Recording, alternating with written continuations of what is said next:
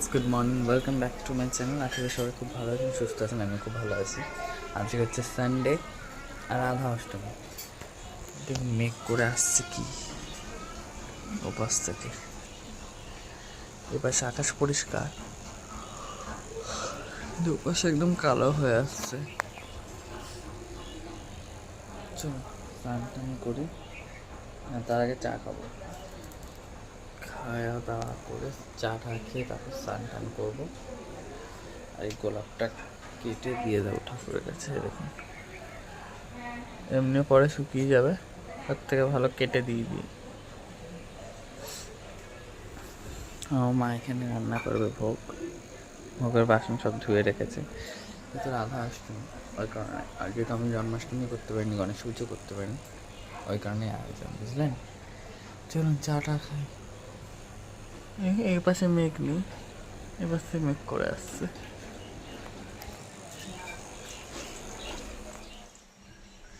এখন 8:15 মতো বাজে, আমি চলে এসেছি ঠাকুর ঘরে। প্রথমে নিত্য পুজোটা যেটা রোজ দিই সেটা দিয়ে নেবো আগে, নাহলে সব একসাথে করে নিয়ে নিত্য পুজো দিতে অনেক বেলা হয়ে যাবে, অনেক দেরি হয়ে যাবে। ওই জন্য সেটা আগে সেরে নেবো। আর বাবা কালকে ঠাকুর পরিষ্কার করার জন্য এই লিকুইডটা নিয়ে এসছে। আমি এটা দিয়েই করি। পীতাম্বরী পাউডার দিয়ে পরিষ্কার করা যায়, কিন্তু অতটা ভালো হয় না। পীতাম্বরী দিয়ে করা যায়, কিন্তু পীতাম্বরী দিয়ে ঠাকুর পরিষ্কার করা মানে পরিষ্কার হয় না। ওই পীতাম্বরী দিয়ে করি না, লিকুইডটা দিয়ে করি। যেন কি সুন্দর রোদটা উঠেছে, একেবারে ঝা চকচকে রোদ। চলুন না নিত্য পুজোটা দিইনি, তারপর আপনাদের সাথে কথা বলছি। চলুন। তখন 10:15 মতো বাজে, আমি রেডি হয়ে চলে এসেছি। আজ পিঙ্ক কালারের পাঞ্জাবিটা পরেছি, পিঙ্ক নয় বেগুনটা। আর মা ওখানে করছে ভোগ রান্না, সেসব আমি দেখাচ্ছি পরে আপনাদের। এখন আমি ঠাকুরকে মোছাবো, দিয়ে স্নান টান করাবো। মানে স্নান কি, শুধু মোছাবো, স্নানের টাইম এখনো হয়নি। তো স্নান টান করাবো, খুলে নতুন জামা পরিয়ে তারপর আপনাদের সাথে কথা হচ্ছে, ঠিক আছে। চলো। আজ রোদ আছে ঠিকই, কিন্তু হাওয়াও দিচ্ছে, বুঝলেন তো। আমি যে শাড়িটা পরে ধুতি করেছি, যে শাড়িটা পরে ধুতি করেছি, এই যে শাড়িটা, এই শাড়িটা হচ্ছে মানে বড় শাড়িটা, কি পিস নাকি ব্লাউজ পিস সেটা মা কাটেনি বললো। মা বললো এটা বড় হবে, ব্লাউজ পিস কাটানো। বললাম বাট এটা অনেকটাই বড়, নর্মাল শাড়ির থেকে এখন আমার মনে হচ্ছে না এটা বেশিই বড়। মা ওখানে ভোগ রান্না করছে, আর আমি এখানে সাথে স্নান করিনি। তো মা এখানে ভোগ রান্না করছিল রাধা মাধবের জন্য, স্পেশালি রাধার জন্য। তো এখানে লুচি করছিল মা। সুজিটা অনেকক্ষণ আগেই হয়ে গেছিলো, সেটা করে ঠাকুর ঘরে রেখে দিয়ে এসেছিলো। আর এই দেখুন ফার্স্ট লুচি একদম ফুলে গেছে। এবং কথা আছে যে মানে আমি মানি যে লুচিটা, ফার্স্ট লুচি ঠাকুরের জন্য যে করা হয়, সেই লুচিটা যদি ফোলে তার মানে ঠাকুর ভোগে খুশি, আমি এটা বিশ্বাস করি। আর এখানে আমি পঞ্চামৃত রেডি করছিলাম। এই দেখুন ঘটিতে চিনি রেখে দিয়েছি, মিষ্টিটা ছিল না তাই চিনি, আর বাকি দুধ দই ঘি মধু সব আনা হয়েছিল। এরপর আমি রাধা গোবিন্দ স্নান করাচ্ছিলাম। যেহেতু রাধা গোবিন্দকে মানে কি বলবো, স্নান করানোর সময় একদম খালি গায়ে স্নান করাতে নেই, একটা বস্ত্র ধারণ করাতেই হয়। ওই জন্য এই বস্ত্র, এটা হচ্ছে ওড়না, ওই ওড়না দুটোই দিয়ে রাধা মাধবকে স্নান করাচ্ছিলাম। এরপর আমি গোপুকে আর নারায়ণকে স্নান করাচ্ছিলাম। দেখুন একে একে আমি সবাইকে স্নান করিয়ে নিয়েছিলাম। আর পিছনে সব গুছিয়েও রেখেছিলাম, দেখতেই পাচ্ছেন। পাশে ফল টল কেটে তারপরে ওদের জামা সব কিছু আমি গুছিয়ে নিয়ে তারপর বসে।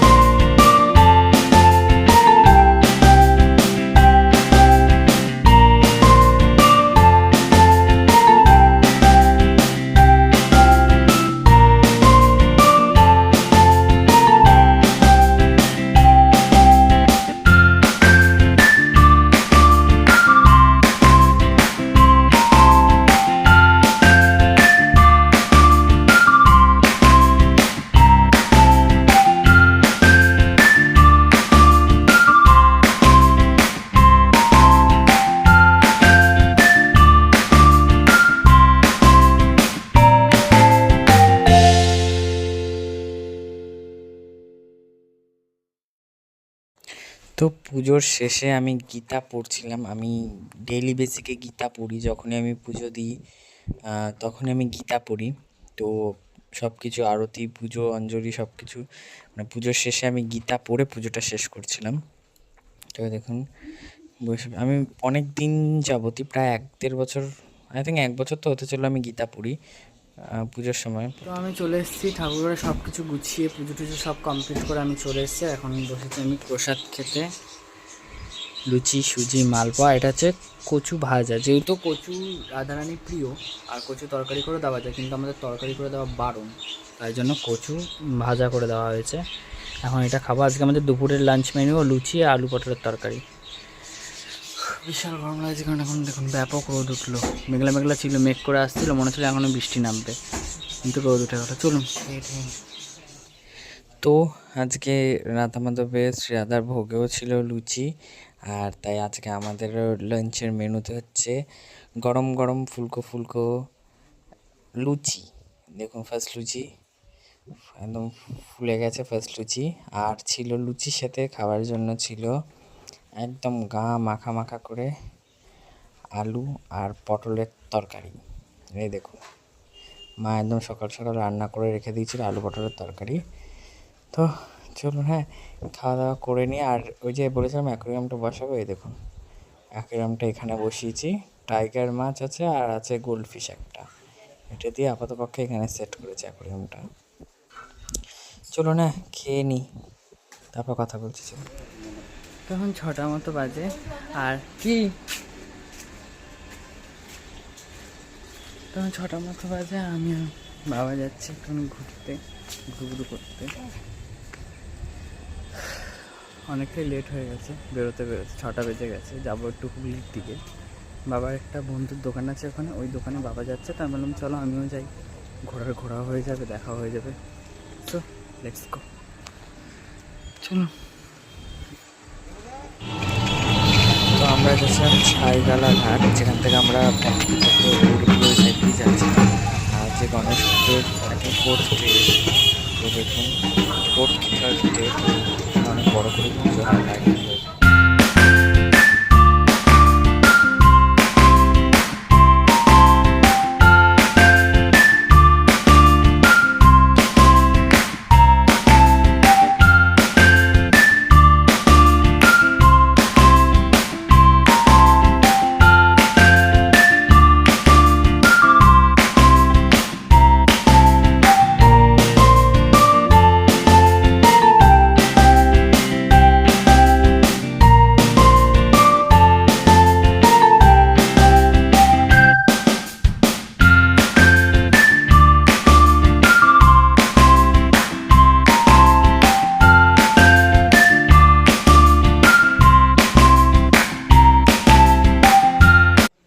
তো আমার বাবার ওই বন্ধুর দোকানটা ব্যান্ডেল চার্চের কাছেই ছিল।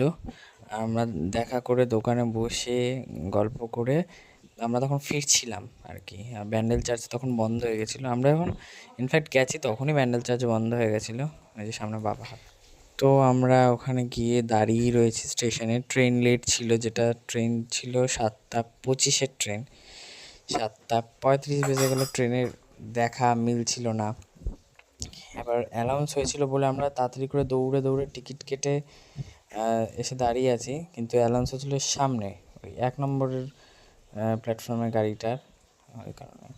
আর এই দেখুন বলতে বলতে আমরা ট্রেনে উঠেও পড়েছি, আর এই ব্রিজটার ওপর দিয়ে যাচ্ছিল। দিনের বেলা থাকলে ব্রিজটা ভালোভাবে দেখা যেত, কিন্তু রাত হয়ে গেছিলো বলে দেখা যাচ্ছিল না। আর এই ক্লিপটা আমার বাবা নিয়েছে, যেহেতু সাইডে দাঁড়িয়েছিল ওই জন্য ওখানে নিচ্ছিল। আর ট্রেনের থেকে একটু বাইরে বার করে ক্লিপস নিচ্ছিল। তো আমি খালি ভাবছিলাম যেন ফোনটা না পড়ে যায়, যেন ফোনটা না কিছু, যেন ফোনটা ঠিক থাকে, ফোনটা যেন না পড়ে যায়, এটাই ভাবছিলাম। তো ভালোই ক্লিপসটা নিয়েছে আমার বাবা। দিনের বেলা থাকলে আরও ভালোভাবে দেখা যেত ব্রিজটা, গঙ্গাটা, কিন্তু এত রাত্রে এত সন্ধ্যে অন্ধকার হয়ে গেছিলো, তখন আর কী বা দেখা যেত। চলুন, পৌঁছাতে পৌঁছাতে নৈহাটিতে প্রায় 8টার কাছাকাছি বেজে গেছিলো। আর আমি দেখতে দেখতে নৈহাটি চলে এসেছিলাম। এটা গৌরীপুরের সাইডটা আর কি। আগে বললাম যে এখানে বেশ বড় করে পুজো হয়, তো গণেশ পুজোটা, ওই কারণেই দেখুন কত বড় বড় লাইটিং হয়েছে। পুরো কালী পুজোর মতনই এই সাইডটাতে পুজো হয়। এক জায়গায় আই থিঙ্ক মেলাও বসে এই জায়গাটা, সামনের দিকে হয়তো। দেখুন লাইটিংগুলো দেখুন, আর এই লাইটিংগুলো দেখলে না বেশ একটা পুজো পুজো ভাব কিন্তু মনের মধ্যে জেগে যায়, কারণ দুর্গা পুজো আসছে সামনে, এরকম ধরনের লাইটিং দেখা যায়। তো ওই কারণে এতটাই ভাল লাগছিলো দেখতে লাইটিংগুলো।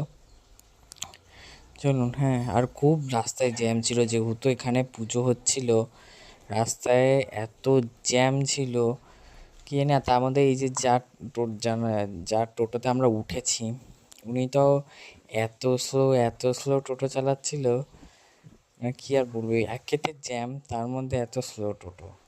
আর জ্যাম হওয়ার আরেকটা কারণ হচ্ছে এই যে এখানে মেলা বসেছে এই মাঠটাতে। দেখুন, আমি ফার্স্ট টাইম দেখলাম গণেশ পুজোতে, আমি কখনো গৌরীপুরের সাইডটা আসা হয় না, তো ফার্স্ট টাইম গণেশ পুজোতে এই দিক দিয়ে যাচ্ছিলাম, তো দেখলাম মেলা হচ্ছে এখানে। এখন কি ভিড়, আর ভিড় হওয়ার মানে জ্যাম হওয়ার কারণই হচ্ছে এই মেলার ভিড়টা। তো এখানে আরেকটা জায়গায় পুজো হয়েছিল, এই দেখুন। আর এইখানকার থিমটা ছিল আই থিঙ্ক ওই সাঁওতালদের নিয়ে কিছু একটা থিম ছিল, সাঁওতালদের ওপর ভিত্তি করে। দেখুন দারুণ লাগছিল কিন্তু প্যান্ডেলটা দেখতে। এর আগের দিন সকালবেলা দেখে গেছিলাম, আর এখন দেখুন সন্ধ্যেবেলা। গণেশ ঠাকুরের একটা কিউট মুখ ওপরে রয়েছে দেখুন। ঠাকুরটাও কিন্তু ততটাই ভালো হয়েছিল, অনেকটা শিব ঠাকুরের আদলে এখানকার গণেশ ঠাকুরটা হয়েছিল। দাঁড়ান দেখাচ্ছি, এই যে দেখুন, অনেকটা শিব ঠাকুরের আদলে এই ঠাকুরটা তৈরি করা হয়েছিল, কিউট লাগছিল দেখতে। আর এই লাইটসগুলো, রাস্তার ধারে লাইটসগুলো দেখলেই না পুজো পুজো মনে হয়। দুর্গা পুজোর সময় সব জায়গায় এই ধরনের টুনি লাইট দিয়ে সাজানো হয়। যেতে যেতে আরেকটা ঠাকুরের দর্শন পাবো আমরা। দেখুন এত সুন্দর লাগছে না রাস্তাঘাটগুলো দেখতে, এত ভালো লাগছে, পুরো মন ভরে যাচ্ছে দেখে।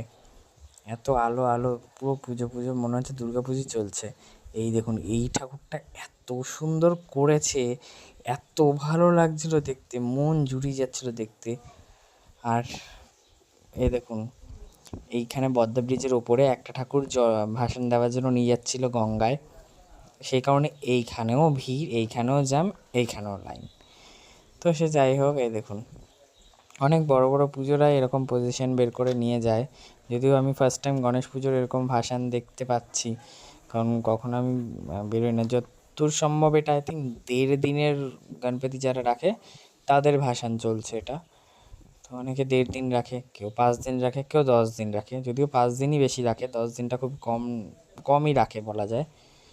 এই দেখুন এই গণেশ ঠাকুরটাও কিন্তু খুব কিউট লাগছিল দেখতে, এবং খুব ভালো সুন্দর দেখতে এই ঠাকুরটাও। এই দেখুন মাথার উপর একটা গরু, আর নিচে বাপ্পা, খুব সুন্দর লাগছিল দেখতে, বলুন খুব কিউট লাগছিল। আর পিছনে তো দেদার ডান্স, ওই দেখুন ডিজে বাজে। তো আমি বাড়ি চলে এসেছি, বাড়ির রাস্তায় হাঁটছি। তো এরই সাথে সাথে আজকের ব্লগ আমি রাস্তায় এন্ড করছি। তো সবাই খুব ভালো থাকবেন, সুস্থ থাকবেন, হ্যাপি থাকবেন। আর এর মধ্যে বাবার বিস্কুট, বেসন এগুলো নিয়ে আসলো চলতে চলতে।